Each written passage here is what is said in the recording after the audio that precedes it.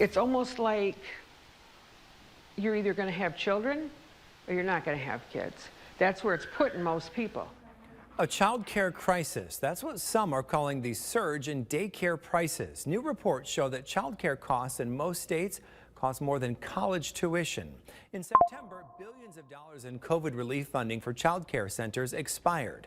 TV5's Lena Brooks reports daycare centers and parents are feeling the brunt of it. Hello, dear. I'm Princess Aurora. Maddie Royster is a mother of two under two. Her eldest daughter has been attending Terry's Tots in Saginaw Township since she was just a few months old. And now her newborn baby girl will join her. It's going to definitely be more difficult with two kids now. We managed with one, but it's going to be a little more tough with two. The cost of child care has been on the rise over the past few decades, growing at nearly twice the rate of prices economy-wide. This has put a strain on parents across the nation, especially those with multiple children. You can grab it. My husband and I, we both have pretty good jobs. And, you know, we had to sit down before we brought our second to daycare and like, okay, we really got to watch what we're buying and purchasing. Like we can't go really out to eat anymore because it's just, you got to think about, we got to pay for daycare, got to pay for things.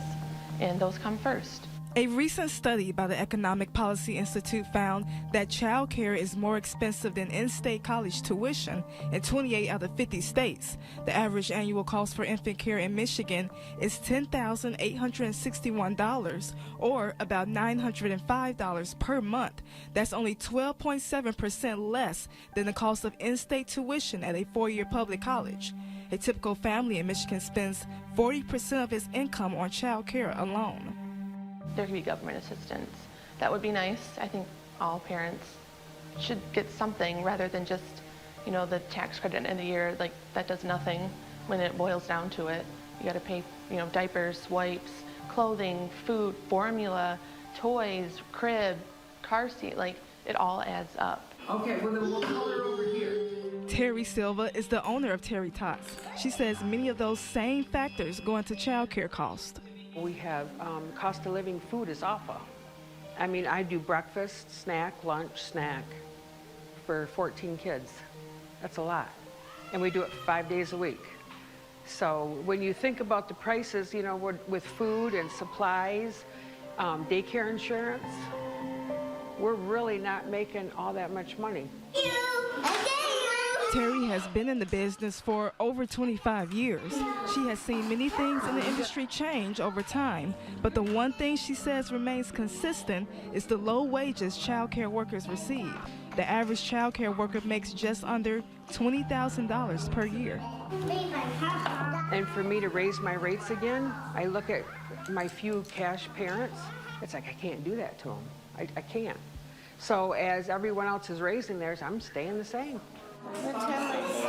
During the pandemic, daycares were receiving a lot of different funding from the state, including raises that made things a lot more easier. But as of September, all that ended. They were paying us a certain amount for the past over a year. They gave us a raise. First time since I've been doing daycare, they gave us a raise. So over 25 years, DHS paid what DHS paid, and there was just nothing else.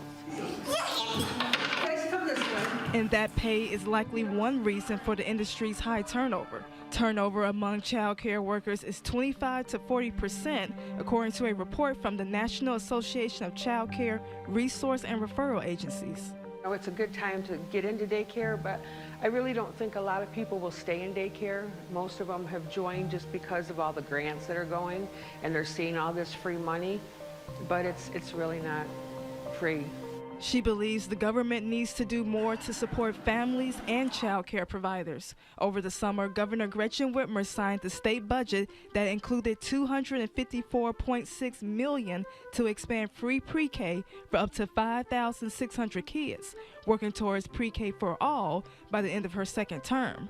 We spoke to her earlier this year on the topic. She says she's working to tackle child care next. There's no question that we need to build out affordable, accessible, and high-quality child care options for families. You can grab it. As for Maddie, she's hoping some form of assistance becomes available to help alleviate some of the burden.